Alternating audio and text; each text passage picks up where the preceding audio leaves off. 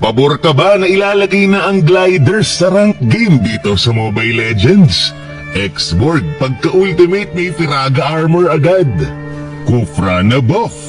At iba pang mga adjustment na posibleng magbago sa gameplay natin dito sa MOBB. Yan ang pag-uusapan natin dito sa bagong Advanced Server Patch Note. Umpisan muna natin sa mga buff heroes. Nandiyan si Odette. Binawasan ang mana cost ng kanyang skill 1. Sa kanyang skill 2 naman, tinanggal ang backswing. Ibig sabihin, pagkabato mo ng skill 2, makakapindot ka kagad ng skill 1 or ultimate. Mas mabilis na combo para dito kay Odette. At binawasan din ang mana cost ng kanyang ultimate from early game to late game. Dito naman tayo sa buff X-Borg kung saan kapag siya ay nag-ultimate, lahat ng Firaga supply, itong mga to, Firaga supply yan, ay automatic niya nang ma-absorb after niyang mag-ultimate. Kaya pagsabog ng ultimate niya, posibleng mapuno agad ang kanyang Firaga armor. At habang siya ay nag-ultimate din, hindi niya makukuha ang Firaga supply. Kaya naman pagkatapos niyang mag-ultimate, basta maraming Firaga supply ang nandoon, magkakaroon agad siya ng Firaga armor. Tapos kung dati 7 times lang ang ikot ng kanyang ultimate, ngayon ay 14 times na. Ibig sabihin, mas matagal na. Ibig sabihin, pwede mong patagalin ang ultimate mo para mas matagal kang immune sa clash. Kay Terisla naman tayo, mas pinabilis ang cooldown ng kanyang skill 1. Dati 9 seconds at all levels, ngayon ay umaabot na lang ng 7 seconds sa late game. At kapag sinamahan mo pa ng cooldown reduction build, only skill 1 na talaga yan.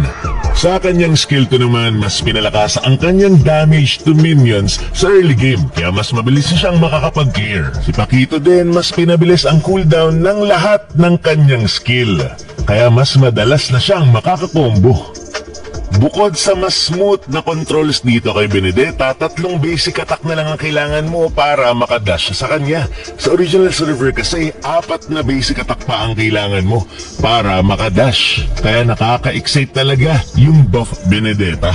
Kay Yuzong naman, malaki ang dinagdag nilang HP boost kapag ito ay nag-ultimate. Dati 600 to 1,400 lang, ngayon ay 1,000 to 2,000 na. Tapos sabi dito, inoptimize daw nila yung efficiency ng lost HP recovery netong si Yuzong. Hindi malinaw kung mas pinabilis ba yung kanyang passive, pero nga, mas madali na siyang makapag-recover ng kanyang lost HP ngayon.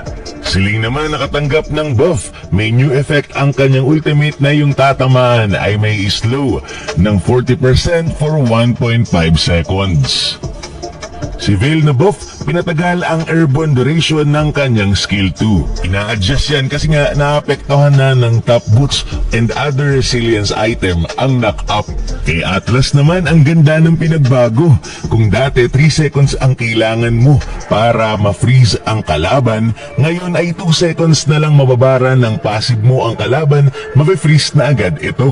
Kaya pagkatapos mong mag-ultimate, hindi agad makakagalaw ang kalaban dahil mafe-freeze ito.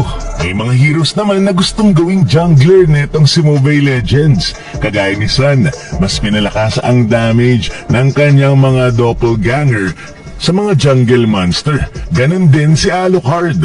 Tataas ng 15% ang damage niya sa mga jungle. Si Saber din parang gusto nilang maging jungle kasi tinanggal na nila yung effect na 50% lang ang damage ng kanyang skill 1 sa mga jungle monster.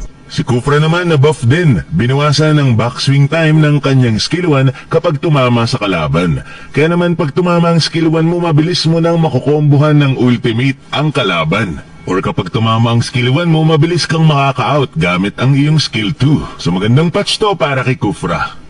O sa mga nerf naman tayo, may mga heroes din na binawasan ang damage sa mga jungle monster kagaya ni Freya. Yung basic attack niya, 75% na lang ang damage sa jungle. Samantalang si Alpha naman ay 75% na lang ang damage ng kanyang skill sa jungle. Si Lucas naman ay ni-nerf, gusto nilang bawasan ang mobility nito. at yung dalas ng paggamit niya ng ultimate sa early game. Dahil dyan, binawasan nila ang passive or yung resolve na nakukuha ni Lucas every second na kailangan niya para makapag-ulti. At dinagdagan din ang cooldown ng kanyang skill 2. Pero bilang kapalit naman ito, mas dinagdagan ang extra resolve na nakukuha ni Lucas kapag siya ay naka-ulti. E di mas tatagal ang ultimate ni Lucas. Dito naman kay Hayabusa, gusto nilang dagdagan ang difficulty bago ka magkaroon ng stack sa kalaban. Kaya kapag nag-skill 1 ka, isa na lang ang dagdag tapos isa ulit pabalik. Sa original server kasi, isang skill 1 mo lang, dalawa agad ang dagdag ng kanyang stack. Dahil pinakunat din ang mga jungle monster, mas mabilis nang mag-level yung mga nasa XP lane ngayon.